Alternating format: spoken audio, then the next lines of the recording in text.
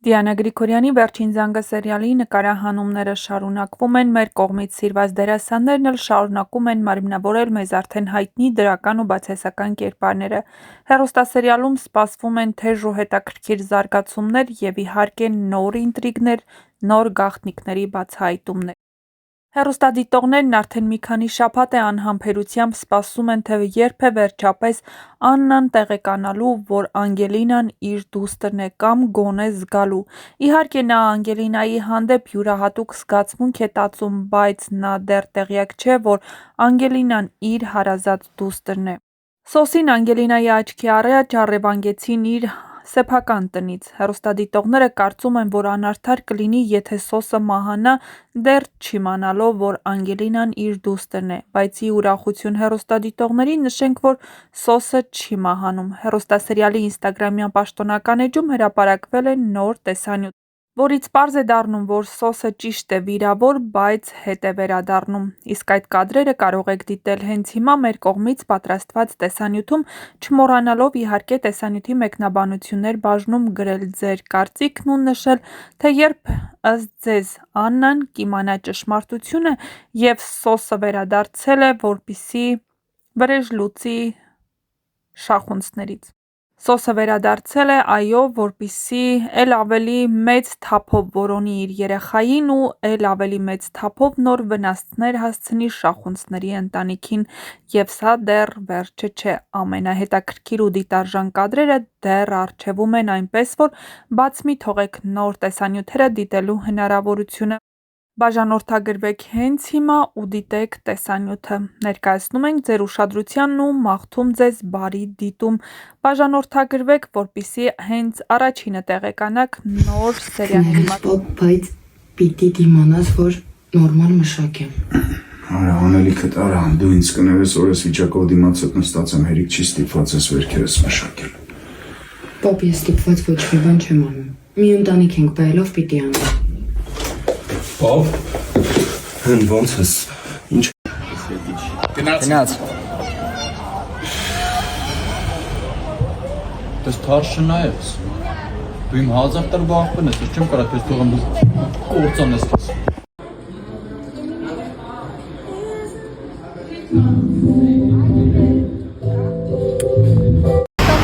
փորձում եմ սովորել։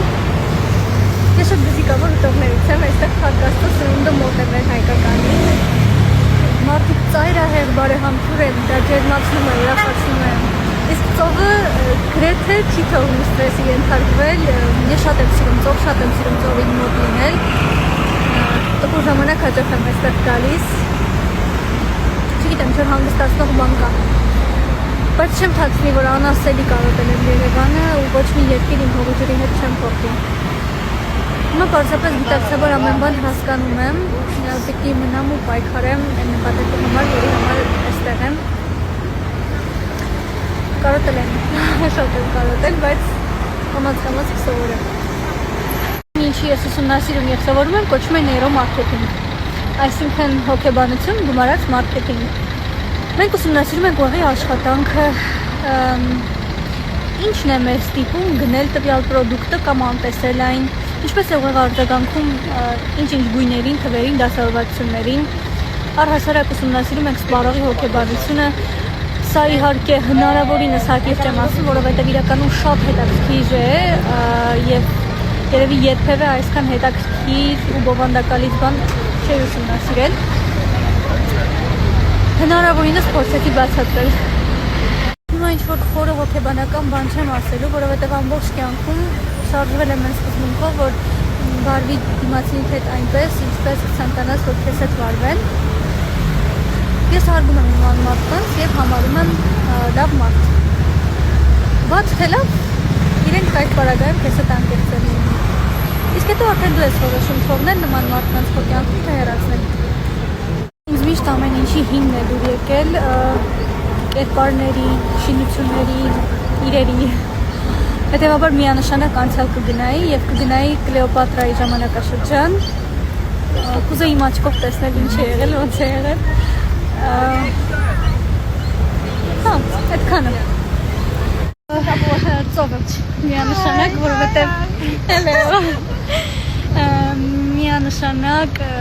միշտ ցանկացել եմ նկարահանում ունենալ մի այնպիսի երկրում, որտեղ կա ծով ու այստեղ ինչ-որ տեսարան խաղալ, այսպես ինչ-որ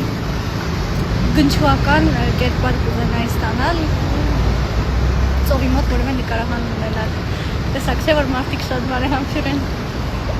Գուցե զարմանալի հնչի, բայց ազատ ժամանակը հիմնականում տրամադրում եմ դասերին։ Ես գրել շատ եմ սիրում։ Կարող եմ այդտեղ ժամերով նստել ինչ-որ բան գրել դասերի հետ կապված գունավոր գրիչներով, մաթեմատիկայի տետրի մեջ, ցենց հավեսով։ Կամ շատ սիրում եմ գալ այստեղ նստել ու ուղղակի նայել։ Տեսեք, քանի որ կյանքից խոսեցինք, կան չէ մարդիկ, ովքեր շատ գրագետ են, շատ կարդացած են, բայց օրինակ կյանքի ինչ-ինչ դժվար իրավիճակներում ավելի բարդ են կողմնորոշվում։ Իսկ օրինակ քիչ կարդացած մարդիկ ավելի արագ։ Այստեղ իհարկե շատ լավ է լինել կրթված, կարդացած եւ այլն, բայց գաղտնիքը գրքերի մեջ չէ։ Գաղտնիքը վախերը հաղթահարելու մեջ է։ Ինքդ քեզ ճանաչելու ամենալավ տարբերակը վախերը հաղթահարելն է։ Թույլ տալ քեզ, որպեսզի ճանաչես քեզ։ Դուրս գալ ինչ-ինչ կաղապարներից, լավ իմաստով եմ ասում, որովհետև կաղապարներից դուրս գալով կարելի է նաև վատ ուղու վրա հայտնվել։ Ենթադրենք վախենում ես ինչ-որ բան սովորել կամ վախենում ես օտար երկրում ապրել, անել դա։ Կոմֆորտ զոնայից դուրս գալուց հետո միշտ ինչ-որ հաջողություն ես գրանցում ու միշտ ինչ-որ նոր բան ես իմանում քո մասին։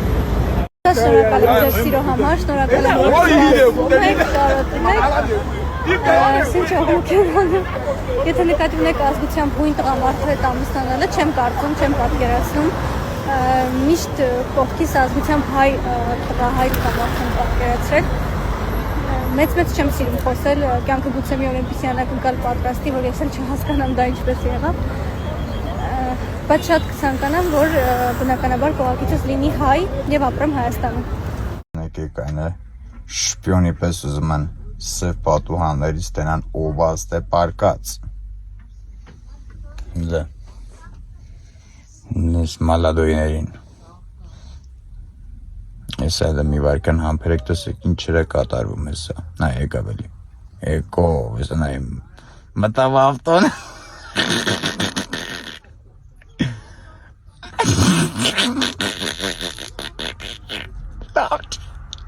Չկասից բա։ Նայ ասմա լայվի մեջ է։